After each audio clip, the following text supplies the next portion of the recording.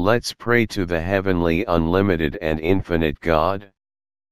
Let's pray together, one for all and all for one.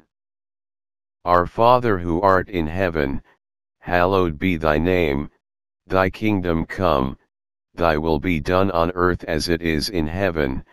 Give us this day our daily bread, and forgive us our trespasses, as your infinite love and mercy permits it, and lead us not into temptation by leaving us at the mercy of psychopaths and sadistic entities.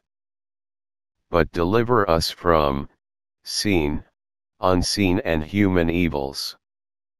God, please surround us with your unlimited goodness, love, and mercy. You have all the might, the power and judgment.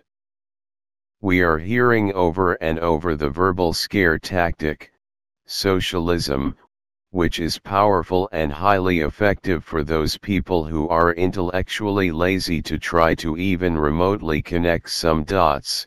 Even a bare minimum dot connecting can be beneficial to boost a little bit those cognitive brain activities, because if those people are highly wired, entangled, mentally into the religious indoctrinations, for them I would like to encourage remembering that by everything what Jesus Christ in the New Testament was standing for, was a very clear socialistic societal approach, and in any circumstances Jesus was promoting ideas that today, we call the socialist ideas, because he, Jesus Christ, was for the overall benefit of the whole society. In a holistic way he wanted a fair and balanced society, socialism, for it. For every human being regardless of nationality and or race. Please do not let the indoctrinations, the religious catechisms encode your brain, because if such things are put in your head, this will become irrelevant and or invisible to you. Because it's there, just read only the New Testament, meaningfully, carefully, slowly and inquisitively. You will see it for yourself. And for those people who are highly entangled mentally into the political puppet show that is presented to us, that is a facade, where being mesmerized as in childhood, like suffering of perpetual childlike mental and attention level, you tend to see only the puppets. Even if hands and wires are shown, well, yes, they are there and visible. Take just a little mental analytical activity of images recorded by your brain. I am saying this to let you understand that it is quite acceptable for kids. But it is not quite any more for responsible adults, in whom care is the well-being of dependents. Socialism is present at the moment of some elected officials' decisions and the electors' approval by lack of reaction and lack of opinion expression. Yes, when this happens, socialism is summoned, it gets formed, it is the birth of socialism. Let's see some of the socialism birth created by the puppeteers and widely overlooked by population, with bad, dire, deep, and destructive consequences to the taxpayer in general and vast population. Here is credit for parts of this chronological breakdown as found on ProPublica.org. https://www.propublica.org/article/government-bailouts. And the money given to companies are size in 2008 US dollars, meaning how much money would represent in the year of 2008, the year that most of us heard about bailouts. In President Richard Nixon's era, the timeline we have. In May 1970, Penn Central Railroad, then on the verge of bankruptcy, appealed to the Federal Reserve for aid on the grounds that it provided crucial national defense transportation services. The Nixon administration and the Federal Reserve supported providing financial assistance to Penn Central, but Congress refused to adopt the measure. Penn Central declared bankruptcy on June 21, 1970, which freed the corporation from its commercial paper obligations. To counteract the devastating ripple effects to the money market, the Federal Reserve Board told commercial banks it would provide the reserves needed to allow them to meet the credit needs of their customers. So in 1970 Penn Central Railroad gets $3.20 billion, attention size in 2008 US dollars. Taxpayer money they get, was given to them, call it financial assistance, call it whatever you want, existence of the Transfer Act itself, it is socialism. Then in August 1971, Congress passed the Emergency Loan Guarantee Act, which could provide funds to any major business enterprise in crisis. Lockheed was the first recipient. Its failure would have meant significant job loss in California, a loss to the gross national product, the GNP, and an impact on national defense. So in 1971 Lockheed gets $1.4 billion taxpayer money, attention size in 2008 US dollars. They get, was given to them, call it financial assistance, call it whatever you want, give it any reason, excuse, exemption, existence of the Transfer Act itself, it is socialism. In President Richard Nixon and President Gerald Ford era. Franklin National Bank in the first 5 months of 1974 the bank lost $63.6 million. The Federal Reserve stepped in with a loan of $1.75 billion.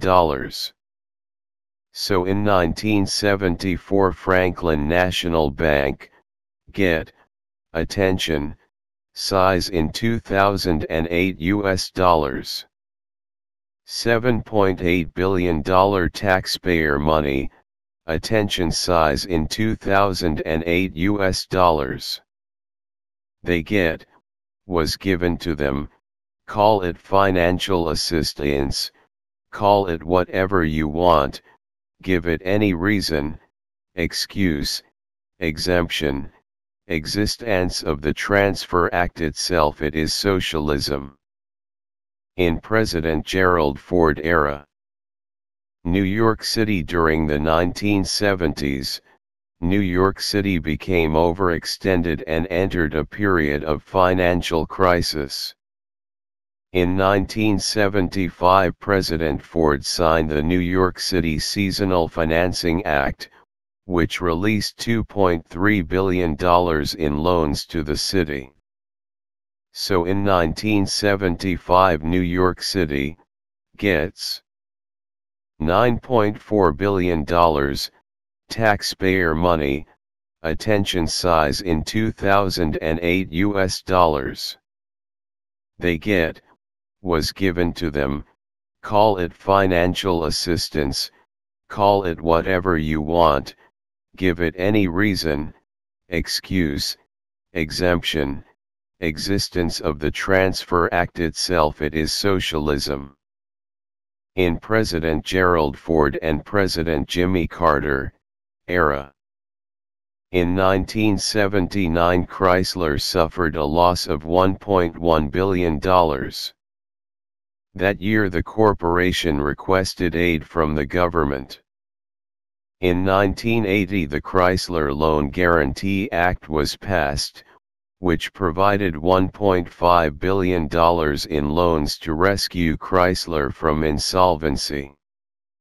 In addition, the government's aid was to be matched by U.S. and foreign banks.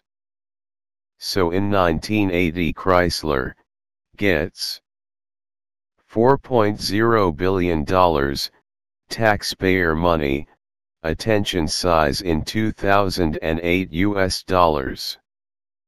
They get, was given to them, call it financial assistance, call it whatever you want, give it any reason, excuse, exemption, existence of the Transfer Act itself. It is socialism. In President Ronald Reagan era. So in 1984, then the nation's eighth largest bank, Continental Illinois, had suffered significant losses after purchasing $1 billion in energy loans from the failed Penn Square Bank of Oklahoma. The FDIC and Federal Reserve devised a plan to rescue the bank that included replacing the bank's top executives. So in 1984, Continental Illinois National Bank and Trust Company gets $9.5 billion, taxpayer money, attention size in 2008 US dollars. They get, was given to them, call it financial assistance, call it whatever you want, give it any reason, excuse, exemption, existence of the Transfer Act itself. It is socialism. In President George H.W. Bush era. After the widespread failure of savings and loan institutions, President George H.W. Bush signed and Congress enacted the Financial Institutions Reform, Recovery and Enforcement Act in 1989. So in 1989, savings and loan, they get $293.3 billion, taxpayer money, attention size in 2008 US dollars. They get, was given to them, call it financial assistance, call it whatever you want, give it any reason, excuse, exemption, existence of the Transfer Act itself. It is, yes, socialism. In President Bush era. 2001, the terrorist attacks of September 11 crippled an already financially troubled industry. To bail out the airlines, President Bush signed into law the Air Transportation Safety and Stabilization Act, which compensated airlines for the mandatory grounding of aircraft after the attacks. The act released $5 billion in compensation and an additional $10 billion in loan guarantees or other federal credit instruments. So in 2001, airline industry gets $18.6 billion, taxpayer money, attention size in 2008 US dollars. They get, was given to them, call it financial assistance, call it whatever you want, give it any reason, excuse, exemption, existence of the Transfer Act itself. It is, yes, socialism. In President Bush and President Obama era. In 2008, J.P. Morgan Chase and the federal government bailed out Bear Stearns when the financial giant neared collapse. J.P. Morgan purchased Bear Stearns for $236 million. The Federal Reserve provided a $30 billion credit line to ensure the sale could move forward. So in 2008, Bear Stearns gets $30 billion taxpayer money, attention size in 2008 US dollars. They get, was given to them, call it financial assistance, call it whatever you want, give it any reason, excuse, exemption, existence of the Transfer Act itself it is, yes. Socialism.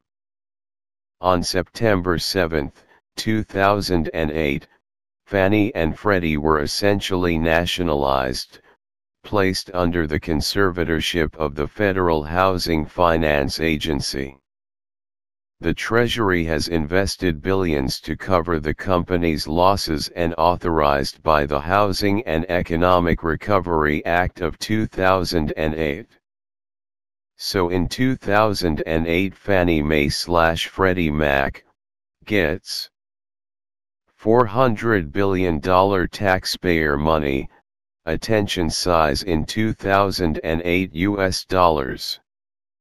They get, was given to them, call it financial assistance, call it whatever you want, give it any reason, excuse, exemption, existence of the Transfer Act itself it is, yes. Socialism. And also in 2008, American International Group, A.I.G, gets $180 billion. The auto industry, $25 billion. Troubled Asset Relief Program, Emergency Economic Stabilization Act, which authorized the Treasury Department to spend $700 billion to combat the financial crisis. $700 billion. Citigroup, $280 billion. All these are taxpayer money, I mean, money stolen from you taxpayer.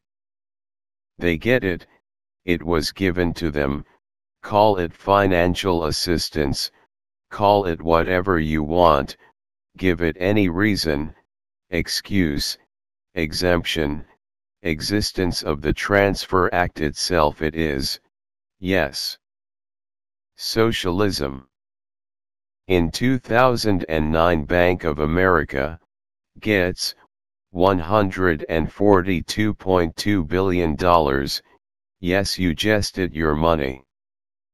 And as we saw in this pandemic times, this transfer of taxpayer money to the rich is just mercilessly continuing. The elected puppets just continue the trend, joining themselves, the cohorts of thieves to our. So after this breakdown of free money for the irresponsible overpaid entities, you have any doubt of being in a state socialism-driven society, that is absolutely not fair, balanced and just, is in fact, criminally irresponsible, to the core. I do not know what it will. In the genuine socialist countries was a salary cap, the company director was not allowed to make 4 times more than an entry-level worker. Not the absolute appalling number of 300 times and more. That is going on now here in a so-called capitalist country.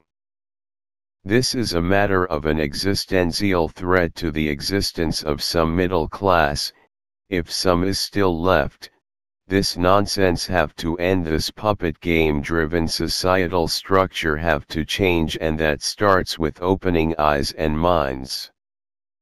According to an article on ProPublica.org, $2,104.4 trillion in bailouts in America were given for the period of 1970 to 2009, which does not include defense spending and authorizations, and it does not include the recent pandemic bailouts. $2,104.4 trillion in bailouts in America for the period of 1970 to 2009, which does not include defense spending and authorizations, and it does not include the recent pandemic bailouts. With what I'm going to tell you, I would like to put a proper glass on your eye so you have a better sight. For you to better understand the magnitude, I would like to break it down to each tax-paying person. When you divide out the total bailout money per each taxpayer, it equals $14,675 per person. These are numbers, and numbers do not lie. This should create a crystal clear view of exactly you and your family lost, got stolen. This is the amount that should have gone to your kids and grandkids. If at least you think about their futures and you love them enough, it'll be a ringing bell in your mind. God Jesus Christ the Son did not want this at all. Allowing this is not the Christian lifestyle. Jesus wants us peaceful but not stupid, not ignorant and docile. God Jesus Christ does not want us brainwashed, indoctrinated, and manipulated, zombie-like industrial robots, slaves, who live just for work and paying taxes and fees. Let's pray. God Jesus Christ also very clearly directed us to completely ignore and stop reading, teaching, considering the writings and stories of the Old Testament. Only these Old Testament stories can support the religious mistakes committed because of lack of knowledge and/or ignorance that results in a divide and conquer behavior which is detrimental to society. So let's all who want to follow Jesus Christ's Christian path stop having around us any distinctive symbols or painted cloth or certain songs that create this empty Christian schism. Let's pray to the heavenly, unlimited and infinite God. Let's pray together, one for all and all for one. Our Father who art in heaven, hallowed be thy name. Thy kingdom come, thy will be done on earth as it is in heaven. Give us this day our daily bread, and forgive us our trespasses, as your infinite love and mercy permits it, and leave and keep us not into temptation by leaving us at the mercy of psychopaths and sadistic entities. But deliver us from seen, unseen and human evils. God, please surround us with your unlimited goodness, love, and mercy. You have all the might, the power and judgment. Let's pray to the heavenly